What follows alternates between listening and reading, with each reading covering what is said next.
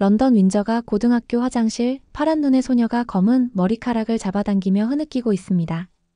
이것만 금발이었어도. 거울 속에 비친 그녀의 모습은 마치 두 개의 세계가 충돌한 듯 어색하기만 한데요.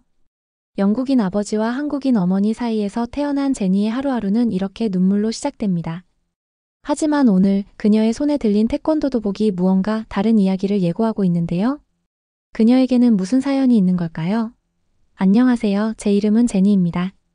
저는 영국인 아버지와 한국인 어머니 사이에서 태어났고 어머니는 제가 5살 때쯤 뇌경색으로 돌아가셨어요. 어린 제가 이해하기엔 너무 갑작스러운 이별이었습니다. 아직도 기억나요. 엄마가 마지막으로 저를 어린이집에 데려다 주시던 날 평소보다 더 오래 안아주시고 이마에 뽀뽀해 주셨던 것. 그게 마지막이 될 줄은 꿈에도 몰랐죠. 그리고 그날 저녁 병원에서 온 전화 한 통이 저의 모든 것을 바꿔놓았어요. 유치원에서 다른 아이들이 엄마의 손을 잡고 귀가할 때면 저는 몰래 화장실에 숨어 울곤 했어요. 아빠는 새로운 가정을 꾸리셨지만 엄마의 빈자리는 더욱 크게 느껴졌죠.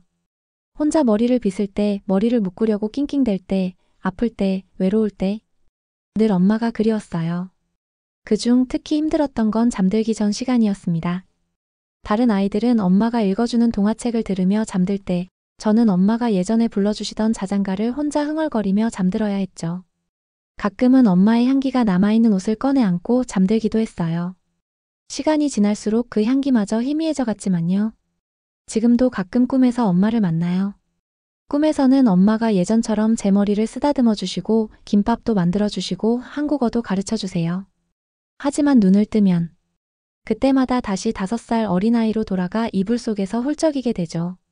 나이가 들면 그리움이 옅어질 줄 알았지만 전혀 그렇지 않았어요. 어느덧 고등학생이 된 저는 어릴 때 겪었던 것보다 훨씬 더 큰 괴로움을 마주해야만 했죠. 런던 노팅힐 고등학교에서 저는 매일같이 크고 작은 차별을 겪어야 했어요. 제 책상 위에는 늘 인종차별적인 낙서들이 던져져 있었고 체육 시간마다 짝을 정할 때면 저는 항상 혼자 남겨졌습니다. 급식실에서도 친구들은 제가 앉으려 하면 자리를 피해갔어요. 특히 방과 후면 어김없이 찾아오는 엠마와 그녀의 무리들은 제 까만 머리카락을 깜둥실타래라고 부르며 놀리곤 했죠. 하교 후의 집도 저에겐 또 다른 전쟁터였어요. 아버지는 술만 마시면 넌 네 엄마를 너무 닮았어. 그래서 너를 보면 괴로워라고 하셨고 새어머니 캐롤은 이런 상황을 즐기기라도 하듯 저를 교묘하게 괴롭혔어요. 가족 사진을 찍을 때면 어머 제니는 또 감기에 걸렸나 봐요. 얼굴이 너무 노랗네. 라며 저를 자연스럽게 제외시켰고 새 동생이 태어난 후에는 아예 제 존재를 지우기 시작했죠. 특히 주말 아침이면 어김없이 시작되는 대청소 시간은 제 악몽이었어요. 새어머니는 저에게만 고무장갑을 2겹씩 끼게 했죠. 피부가 까매서 집안일 하고 있는 건지 알 수가 없으니 노란 장갑을 껴야 보이지 않니? 라며 속삭이곤 웃으셨어요. 손님들에게 저를 소개할 때도 가슴이 아팠죠. 제니요? 아, 우리 가정부의 딸이에요. 처지가 딱해서 함께 살고 있는 중이에요. 엄마가 중국인이었다나 봐요 라고 말하는 그녀에게 아버지는 아무런 말도 하지 않았죠. 가장 힘든 건 매일 저녁 식사 시간이었어요. 새어머니는 일부러 제 수저만 다르게 준비하셨죠. 동양 아이들은 젓가락이 편하잖아요? 당신 전부인도 그랬으니. 라며 아버지의 눈치를 살피곤 했어요. 제가 무슨 말을 해도 새어머니는 항상 미안해 제니. 네 발음이 너무 이상해서 무슨 말인지 알아듣기가 힘들구나. 라고 말씀하셨습니다. 제 유일한 도피처는 학교 근처의 작은 태권도장이었어요. 하지만 전국 태권도 대회를 앞둔 제 마음은 불안감으로 가득했죠. 발차기를 할 때만큼은 모든 고통을 잊을 수 있었습니다. 도복을 입고 겨루기를 할 때면 더 이상 이상한 눈을 가진 호녀라가 아닌 그저 하나의 수련생일 뿐이었어요. 하지만 대회에 나가면 상황이 달라졌어요. 관중석에서 쏟아지는 수많은 시선이 마치 뾰족한 바늘처럼 제 피부를 찔렀습니다. 영국 대표 선발전에서 유일한 동양인이었던 저는 관중석에서 들려오는 쟤는 영국인도 아니잖아 라는 말에 주먹을 꽉 쥘 수밖에 없었어요. 연습 때는 완벽했던 발차기도 사람들 앞에만 서면 자꾸 실수를 하게 되었죠. 코치가 아무리 넌 할 수 있어라고 격려해도 거울 속 동양인인 제 얼굴을 마주할 때마다 자신감이 무너져 내렸어요. 런던 지역 예선이 열린 체육관은 마치 작은 축제 같았어요. 부모님들은 아이들의 이름을 외치며 응원 피켓을 흔들었고 코치들은 선수들의 어깨를 두드리며 마지막 조언을 건넸죠. 하지만 저는 그저 구석에 웅크린 채 몸을 덜덜 떨고 있었습니다. 다음 경기는 여자 청소년부 준결승전입니다. 제니퍼 윌슨. 링에 올라서는 순간 관중석에서 들려오는 수군거림이 귓가를 파고들었어요. 저 차이니즈가 어떻게 영국 대표가 될 수 있다는 거야? 누군가의 말에 웃음소리가 터져 나왔죠. 갑자기 제 도복이 너무 크게 느껴졌어요. 마치 제가 이곳에 없었으면 하는 것처럼요. 상대 선수의 발차기가 제 호구를 강타했습니다. 평소 같았으면 쉽게 피할 수 있었는데 다리가 제대로 움직이지 않았어요. 몸이 흐느적거리는 것 같았고 어떤 동작도 자신 있게 해낼 수가 없었죠. 역시 눈이 작은 동양애는 시야가 좁아서 피하질 못하는구나.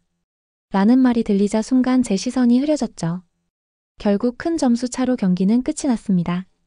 집으로 돌아오는 길 새어머니의 날카로운 목소리가 제 귓가를 파고들었어요. 이제 그만하는 게 어떠니? 도복값에 대회비에 돈만 줄줄 새는구나. 제 가슴 한구석이 찢어지는 것 같았습니다. 그날 밤 저는 서랍 깊숙이 숨겨둔 엄마의 사진을 꺼냈어요. 태권도 도복을 입고 환하게 웃고 계신 젊은 시절의 엄마. 그동안 몰랐던 사실이었죠. 사진 뒷면에는 한글로 뭔가가 적혀 있었는데 읽을 수가 없었어요. 그때였습니다. 문득 이런 생각이 들었어요. 엄마의 나라에 가면 뭔가 달라질까? 엄마가 태권도를 하셨다는 걸 이제야 알게 됐는데 어쩌면 저도 그곳에서는 달라질 수 있지 않을까요? 적어도 그곳에선 제 눈매나 피부색 때문에 수군거리는 사람은 없을 테니까요. 엄마, 저 한국에 가볼래요. 사진 속 엄마의 미소가 더욱 환하게 빛나는 것 같았습니다. 창밖으로 보이는 런던의 흐린 하늘 너머 어딘가에 있을 제 자신을 찾아 떠나기로 결심했어요. 저는 도망치는 게 아니었어요. 엄마와 나의 정체성을 찾아가는 것이었습니다. 인천공항에 내린 순간 저는 마치 다른 세상에 온 것 같았어요. 깨끗하고 반짝이는 공항의 모습도 놀라웠지만 더 신기했던 건 제가 튀는 존재가 아니라는 거였죠.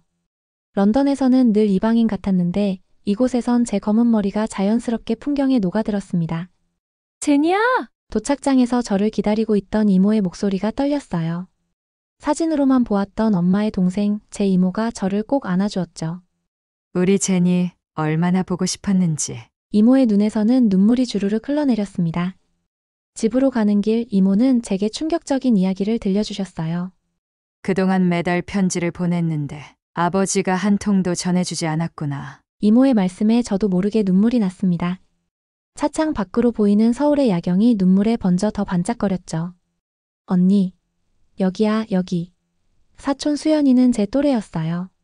처음 만난 순간부터 마치 오랫동안 알고 지낸 친구처럼 친근하게 대해주었죠. 언니 진짜 예쁘다. 파란 눈에 검은 머리라니 완전 특별해. 이상해, 독특해 라는 말만 듣던 제게 특별해라는 말은 가슴을 휘저었어요. 특별하다. 나는 특별한 거였구나.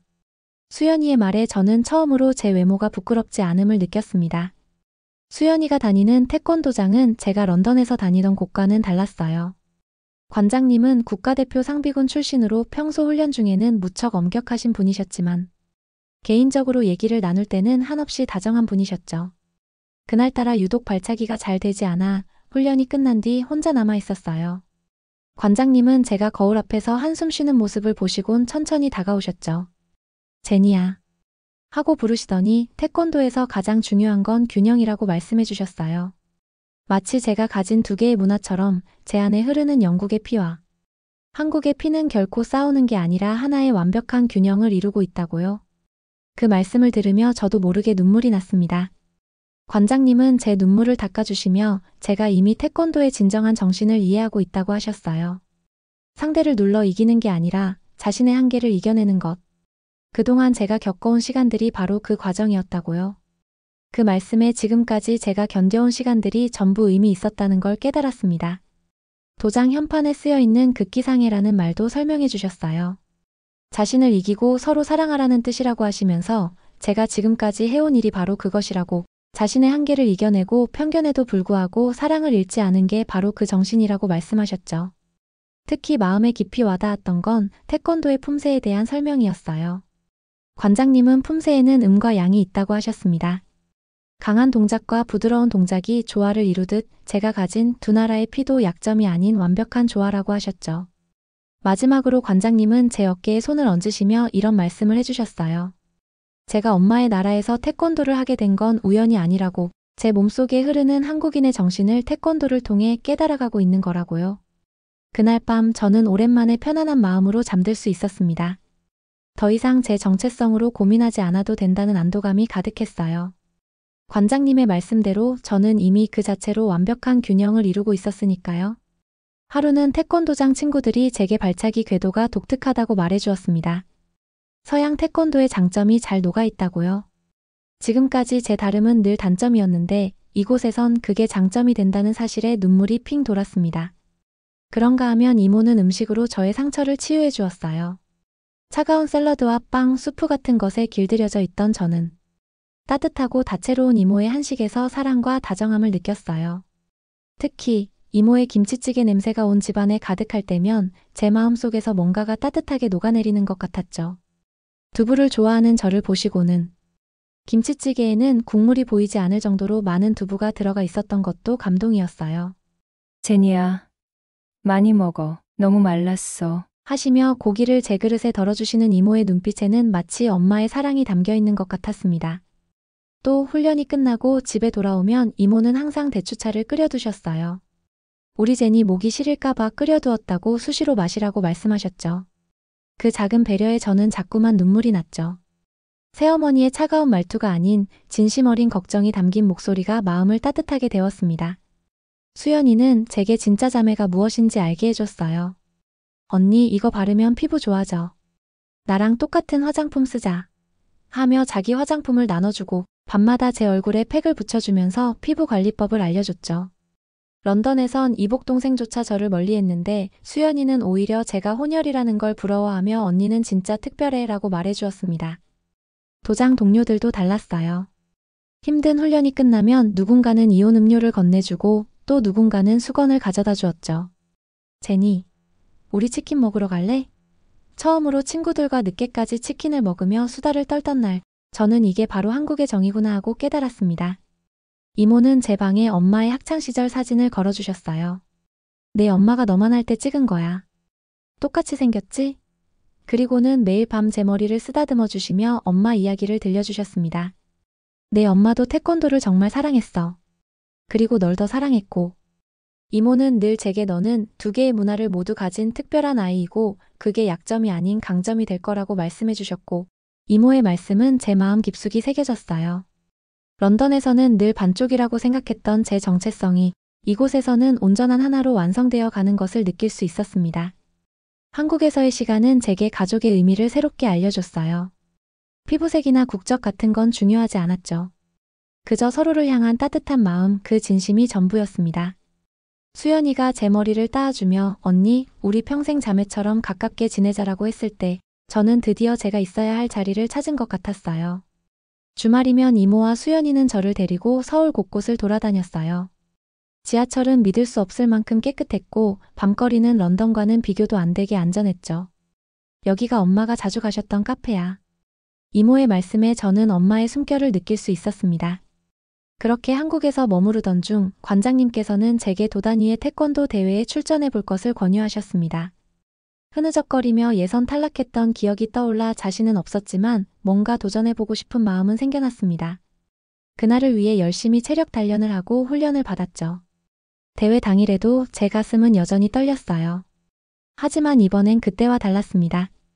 관장님은 제 어깨를 두드리며 넌 이미 충분히 강하다고 말씀해 주셨고 수연이는 제 도복깃을 꼭 잡고 언니 파이팅을 외쳐주었거든요. 이번 경기는 여자 청소년부 결승전입니다. 출전 선수들은 나와주시기 바랍니다. 방송을 듣고 링 위에 섰을 때 저는 처음으로 제 자신이 자랑스러웠어요. 제 안에 흐르는 두 개의 피가 만들어내는 특별한 힘을 느낄 수 있었거든요. 영국에서 배운 파워와 한국의 유연함이 하나로 어우러진 발차기는 관중들의 탄성을 자아냈습니다.